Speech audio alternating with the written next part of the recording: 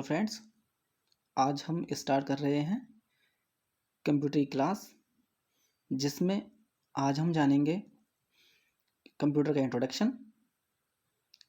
What is computer, computer क्या है, computer क्यों बना, कब बना और उसकी कुछ जनरेशंस के बारे में।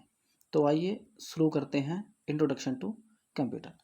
जैसे कि हम नोट्स में देख सकते हैं, एक computer has become an integral part of our lifestyle. Today, computers are found at offices, schools, colleges, hotels, etc.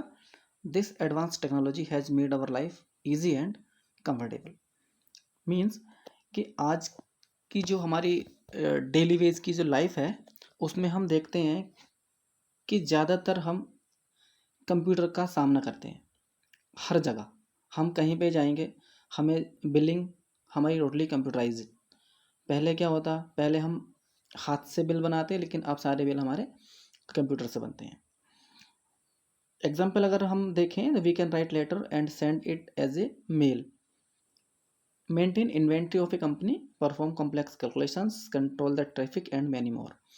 मतलब पहले का एक ज़माना था कि अगर हमें कहीं लेटर भेजना तो हमें एक चिट्ठी लिखकर और पोस्टमैन के थ्रू हमको भेजनी होती थी। लेकिन आज के टाइम में क्या है कि हम कंप्यूटर की हेल्प से एक लेटर को लिख के उसको ईमेल के थ्रू उसको भेज सकते हैं। और जो बड़ी बड़ी कंपनीज़ हैं, उनमें जो भी स्टॉक हमारी इन्वेंट्री होती है, उसका सारा जो मेंटेनेंस होता है उस इन्वेंट्री का, जो स्टॉक होता है, हम उसको कंप्यूटर की हेल्प से आसानी से उसको पता लगा सकते हैं। एंड परफॉर्म कॉम्प्लेक्स कैलकुलेशंस, और बहुत जो कॉम्प्लेक्स कैलकुलेशंस होती हैं उनको भी हम कंप्यूटर का यूज़ करके आसानी से कर सकते हैं। Computer can also simplify other task such as word processing. मतलब कि हम इसमें वर्ड्स को लिख के डिजाइनिंग कर सकते हैं।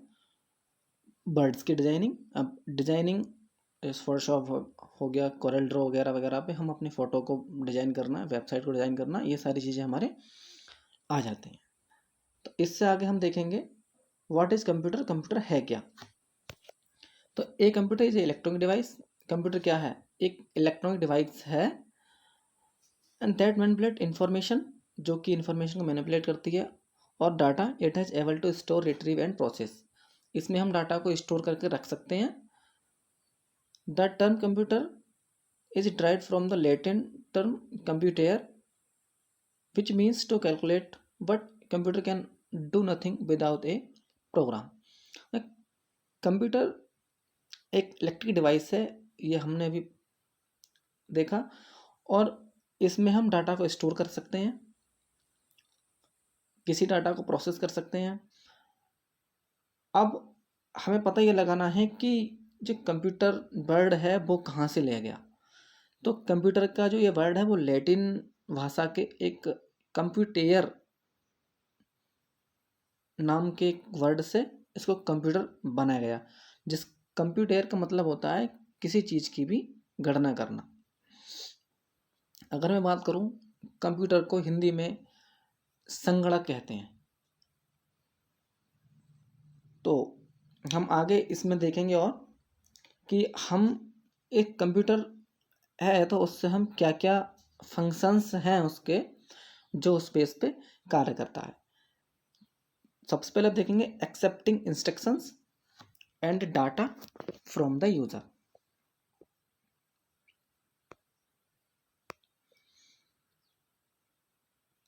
सबसे पहले हमें पता है कि यूजर से डाटा लेता है, performing various arithmetic and logical operations as per instruction given. Arithmetic और लॉजिकल ऑपरेशंस को आसानी से परफॉर्म करता है, और प्रेजेंटिंग द इंफॉर्मेशन और आउटपुट टू द यूजर। जो भी हम इसको डाटा देंगे और उस पर जो भी परफॉर्मेंस हमें करानी है, अर्थमेटिक, लॉजिकल, जोड़ना, घटाना, गुणा करना, भाग करना, वो सारा हमें एक इंफॉर्मेशन के रूप में एज ए आउटपुट हमको देगा। A computer primary made of CPU. एक कंप्यूटर जो बना होता है उसमें क्या क्या चीज़ होते हैं कंपोनेंट्स में, सीपीयू मतलब central processing unit, monitor, keyboard and mouse. इसमें ये अलग अलग हमारे डिवाइसेस होती हैं जो सब एक जगह कंबाइन होती हैं सीपीयू से। अब हम बात करते हैं कि हमारा जो कंप्यूटर था वो कब बना। The first electric digital computer were developed between 1940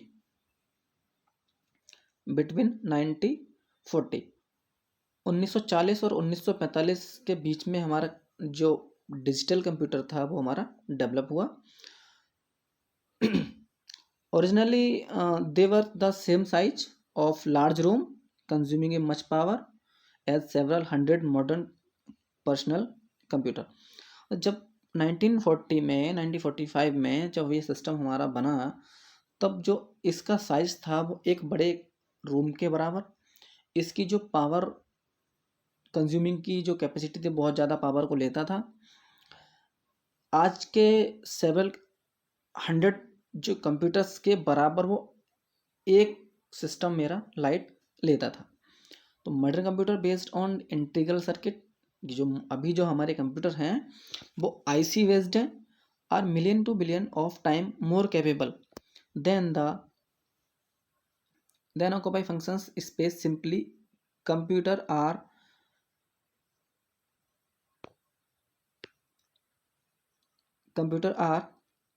small enough to fit into mobile device and mobile computers can be powered by small batteries। अभी एक टाइम था जिसमें एक रूम के बराबर जो होता था हमारा कंप्यूटर होता था, लेकिन आज एक टाइम है कि एक मोबाइल जो कि एक बैटरी से चलता है उसमें भी हम एक कंप्यूटर देखते हैं।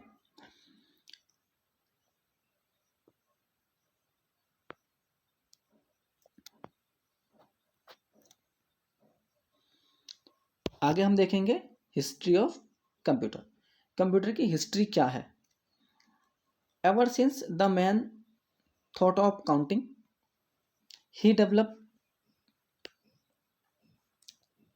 he developed the concept of communication.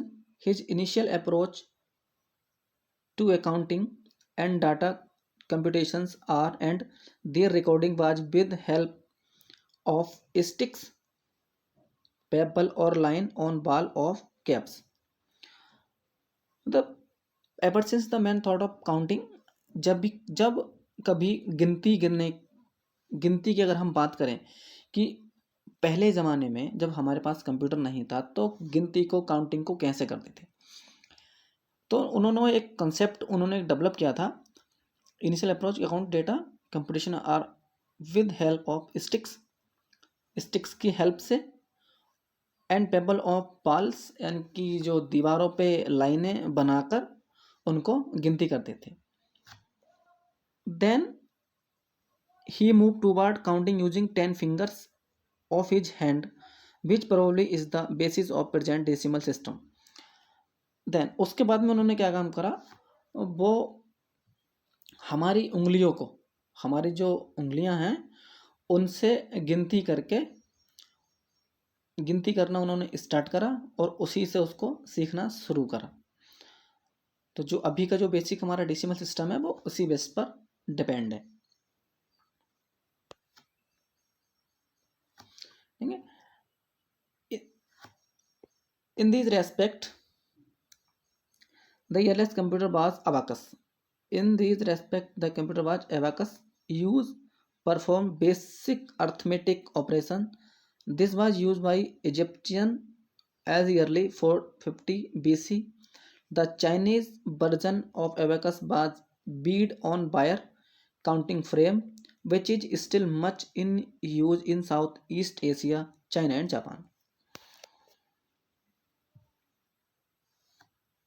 In this respect, the earliest computer was the abacus.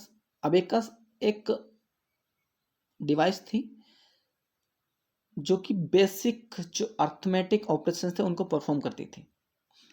This was use by Egyptian, जो मिस्र के लोग थे उनके द्वारा 450 ईसा पूर्व इसका यूज किया गया। The Chinese version of abacus was a Beed on wire counting frame, मतलब बीट्स होते थे एक वायर में लगे हुए, जिसको ऊपर नीचे खिसका के उसको काउंटिंग करते थे, which is much in use in south east Asia, China and Japan. तो साउथ ईस्ट एशिया में, जिसमें चाइना और जापान था, वहाँ पे इसका प्रचलन ज़्यादा था। हम देख रहे हैं ये एक हमारी ये डिवाइस देख पा रहे हैं, ये जो हमारा एबेकस है, जिसमें मैं अगर उसको जूम करके दिखाऊं आपको,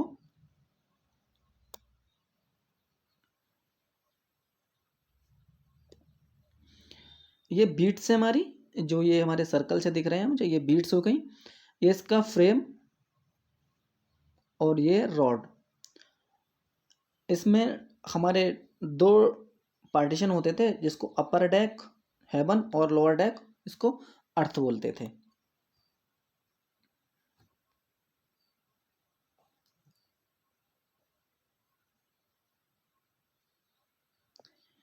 इसके इन एबेकस के बाद में एक ब्लेसी पास्कल नाम के एक व्यक्ति थे, जिन्होंने पहला डिजिटल कंप्यूटर बनाया 1642 में। It edit number entered with dial and was made of help his father A tax collector. उनके जो फादर थे वो एक टैक्स कलेक्टर थे, उनको कैलकुलेशंस में थोड़ी प्रॉब्लम्स आती, तो उन्होंने क्या काम करा, अपने फादर की हेल्प के लिए उन्होंने एक डिवाइस को बनाया। This calculating machine is mainly consider gear This calculating machine is mainly considered gear and wheel for calculations, and this machine could perform only two basic operations, that is addition and subtraction। मतलब जो pascal ने device बनाई थी, उस device में हम क्या कर सकते थे, हम सिर्फ जोड़ना और घटाना ही कर सकते थे, बाकी कुछ भी हम नहीं कर सकते। He made 10 teeth wheel accessible to turn directly by a person's hand, with the result that when the wheels were turned in the proper sequence, a series of number was entered and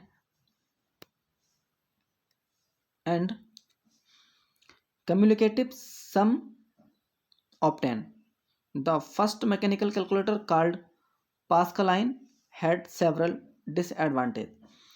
मैं बताऊं आपको कि इसमें हम जोड़ना और घटाना कर सकते थे। इसमें क्या होता, इसमें व्हील्स होते, जिसमें 10 दांते होते, जो कि किसी भी पर्सन के द्वारा उसको घुमाया जाता था, और उस व्हील के अकॉर्डिंग वहाँ पे जोड़ना और घटाने का कार्य होता था।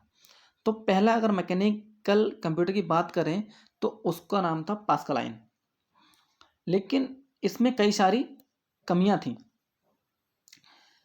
तो एक जर्मन मैथमेटिशियन थे जिनका नाम था गॉटफ्रीड लेविनिट्ज। इसको इम्प्रूव करने के लिए इन्होंने कुछ काम किए। मैं आपको बताऊं, a German mathematician work on improving this machine Pascal's calculator for performing for basic arithmetic operations. Gottfried ने इस मशीन को थोड़ा इम्प्रूव किया और इसका नाम रखा पास्कल्स कैलकुलेटर, जो कि 4 ऑपरेशंस करने में सक्षम थी, जोड़ना, घटाना, गुणा करना और भाग करना। ये पास्कलाइन डिवाइस देख रहे हैं आप, इसमें ये गियर्स हैं जो कि जिसमें कि दांते होते थे, इनको हैंड के द्वारा घुमाया जाता था और यहाँ पे हमको इसका रिजल्ट दिखता था, जो ये हमको देख पा रहे हैं। इसके बाद में हम देखेंगे आगे चार्ल्स बेबेज, जो कि फादर ऑफ कंप्यूटर हम जिनको बोलते हैं। तो आगे देखेंगे हम चार्ल्स बेबेज के बारे में। Charles Babbage design the early computer called difference engine. Charles Babbage ने जो मशीन बनाई थी, जो कंप्यूटर बनाया था, उसका नाम था difference engine in 1822, which could produce reliable tables. He improved this machine and come out with a new idea of analytical engine 1833, which could perform the basic arithmetic functions, which is intended to be completely automatic. This machine used punch card as input and output devices. For basic input or output, Charles Babbage called the father of computer. Difference engine 1822 में इन्होंने बनाया, जो कि बहुत ज़्यादा reliable था। लेकिन ही improve this machine, उन्होंने इस मशीन को थोड़ा और इम्प्रूव करा, कुछ नए आइडियाज़ को लगाया, एक डिवाइस बनाई एनालिटिकल इंजन इन 1833। 1833 में इन्होंने एनालिटिकल इंजन बनाया, which could perform the basic arithmetic functions, जो कि कुछ बेसिक अर्थमेटिक फंक्शंस को परफॉर्म करता था, which is intended to completely automatic, जो कि कंप्लीटली ऑटोमेटिक था। द मशीन, इस मशीन का जब यूज़ हम इन्होंने किया, इसमें पंच कार्ड का यूज़ किया जाता था। पंच कार्ड इनपुट और आउटपुट देने के लिए पंच कार्ड का यूज किया जाता था।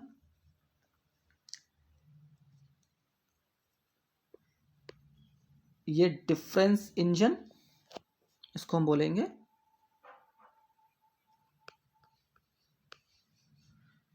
डिफरेंस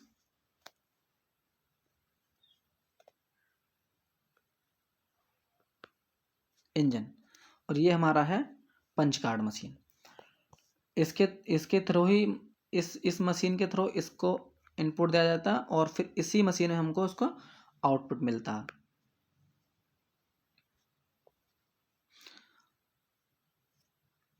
आगे हम देखेंगे जनरेशंस ऑफ कंप्यूटर। कंप्यूटर कितनी जनरेशंस हैं, हम इनके बारे में समझेंगे। अगर हम फर्स्ट जनरेशन की अगर मैं बात करूं, तो फर्स्ट जनरेशन का जो टाइम पीरियड है वो 1946 से स्टार्ट होकर 1954 तक रहता है। तो in 1946 there was no best way of storing instruction and data in a computer memory. 1946 में कोई भी इतना अच्छा तरीका नहीं था कि हम किसी डाटा को अपनी मेमोरी में सेव करके रख सकें। There were four competing technology for providing computer memory. 4 technology थी जिसमें हम कंप्यूटर की मेमोरी मानते थे। सबसे पहले बात करूँ, electrostatic storage tube, acoustic delay line, magnetic drum and magnetic core. Electrostatic storage device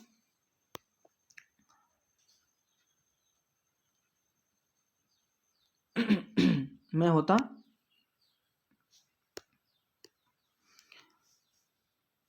देखेंगे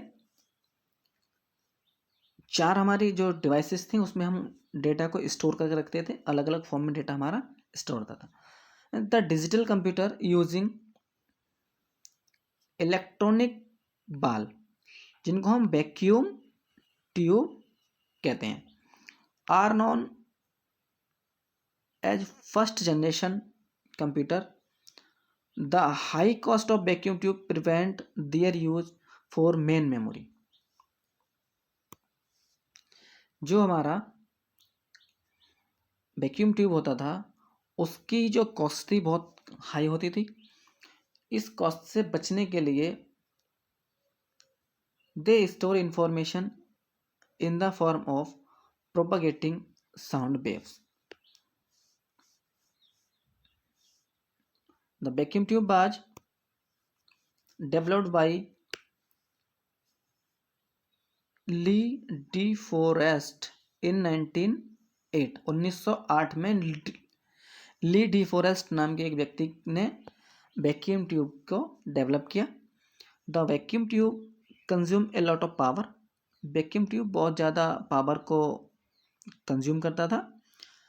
These computers were large in size. Writing program on them was difficult. इस जो कंप्यूटर फर्स्ट जनरेशन में थे हमारे, जिसमें वैक्यूम ट्यूब का use किया गया था, वो बहुत लार्ज और उन पर प्रोग्राम लिखना बहुत डिफिकल्ट था।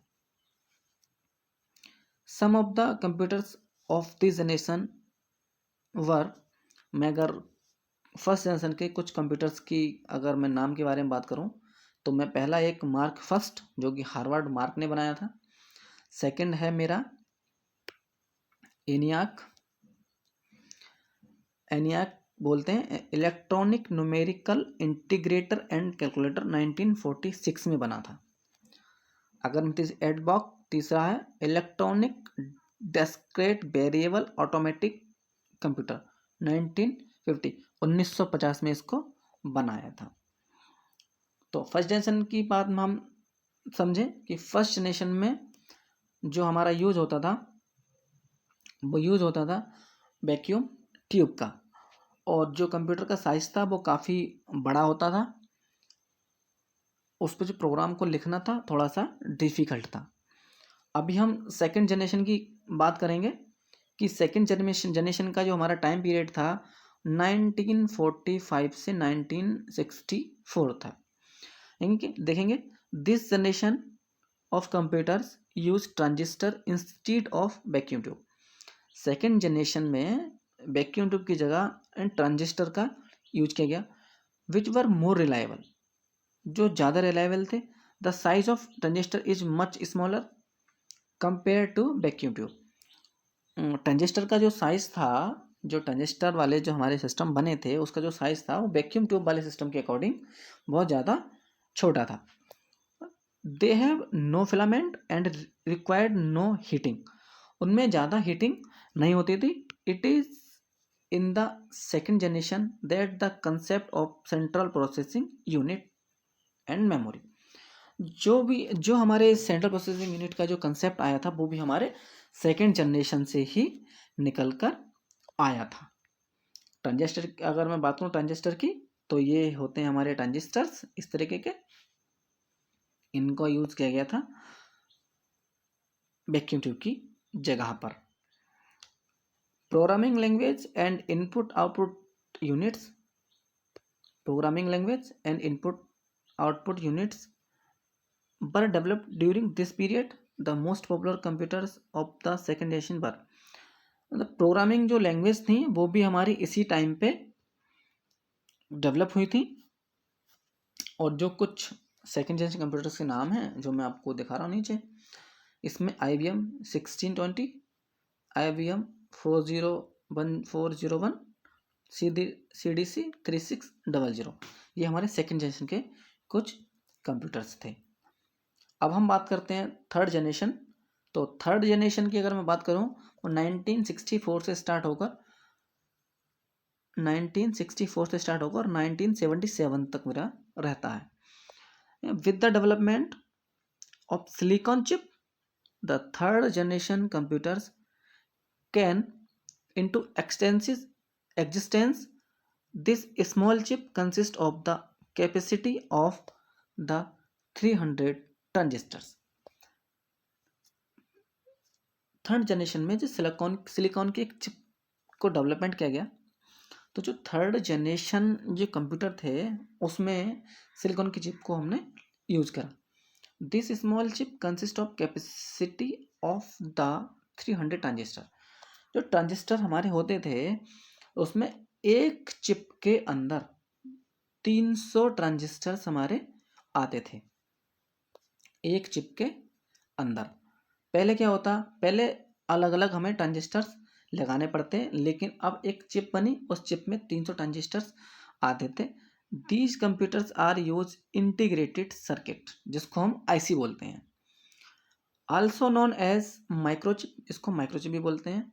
इस single IC has many transistors, जो एक आईसी थी वो मैंने ट्रांजिस्टर रखती थी, रजिस्टर्स रखते थे, एंड कैपेसिटर और कैपेसिटर्स भी उसमें लगे होते थे। Built on a single thin of silicon, जो कि एक सिलिकॉन की चिप होती थी, उसमें ये सारी चीज़ें कंसिस्ट होती थी। Computers of this were much smaller and cheaper than first and second generation. Third generation के जो कंप्यूटर थे वो ज़्यादा छोटे थे और सस्ते थे फर्स्ट जनरेशन और सेकेंड जनरेशन कंप्यूटर से। Some of the computers developed during this period, जो इस टाइम पीरियड में जो डेवलप हुए थे कंप्यूटर्स, कुछ है नीचे नाम, इसमें IBM 360, ICL 1900, IBM 370 और वेक्स 750, ये हमारे थर्ड जनरेशन के कुछ कंप्यूटर्स हैं। अगर हम बात करें फोर्थ जनरेशन कंप्यूटर, 1977 से स्टार्ट होकर 1991 तक हमारा टाइम पीरियड रहता है फोर्थ जनरेशन का, जिसमें the computers belonging to the generation use integrated circuit with BLSI, means कि फोर्थ जनरेशन में जो यूज़ किया गया था आईसी का, वो सिंपल आईसी ना होकर BLI, very large scale integration, एक आईसी थी जो कि थर्ड जनरेशन की आईसी से ज़्यादा इम्प्रूव थी। An IC contain about 100 components is called LSI, एक आईसी थी जो कि लगभग 100 कंपोनेंट्स को रखती थी, उसको हम LSI यानी कि लार्ज स्केल इंटीग्रेशन कहते थे। And the one which has more than 1000 much components is called VLSI, एक चिप जो कि 1000 कंपोनेंट्स रखती थी उनको BLSI मतलब वेरी लार्ज स्केल इंटीग्रेशन इसको बोला जाता था। The micro processor board of fourth generation of computer, जो माइक्रो प्रोसेसर का जो कंसेप्ट था हमारा, वो हमारी फोर्थ जनरेशन से स्टार्ट हुआ है। as thousands of integrated circuit were built on to a single silicon chip, fourth generation computer also saw the development of GUI, means graphic user interface, the mouse and handheld devices। Fourth generation के जो computers थे उसमें एक development देखा गया जो कि graphic user interface था, और माउस और हैंड हेल्ड डिवाइसेस जो थी वो भी हमारे फोर्थ जनरेशन की देन है। हम बात करेंगे अब फिफ्थ जनरेशन। फिफ्थ जनरेशन का जो टाइम पीरियड हमारा रहता है वो 1991 से और अभी तक जो हम कंप्यूटर्स पे काम करते हैं, जो हम देखते हैं, वो सब हमारे फिफ्थ जनरेशन, यानी कि अगर मैं कहूँ जो अभी हम कंप्यूटर यूज़ करते हैं वो फिफ्थ जनरेशन के हमारे कंप्यूटर्स हैं। लेकिन fifth generation computers use ULSI, means ultra large scale integration. अगर मैं फोर्थ की बात करूँ, फोर्थ में BLSI चलता था, वेरी लार्ज स्केल इंटीग्रेशन, और फिफ्थ में क्या हुआ, ultra large scale integration, chips का यूज होने लगा। Million of transistors are place it in a single IC in ULSI chip, मतलब मिलियंस ट्रांजिस्टर्स केवल एक IC में प्लेस करते हैं। 64-bit microprocessor have been developed during this period. These computing devices based on artificial intelligence are still in development, though there are some applications such as voice recognition. अगर मैं बात करूं अभी जो 64 bit micro processor का जो concept था वो भी हमारा फिफ्थ जनरेशन में ही स्टार्ट हुआ है। अगर हम बात करें इसी बेस पर तो जो आर्टिफिशियल इंटेलिजेंस, अगर मैं कहूँ आर्टिफिशियल इंटेलिजेंस का जो डेवलपमेंट है वो फिफ्थ जनरेशन कंप्यूटर से ही है।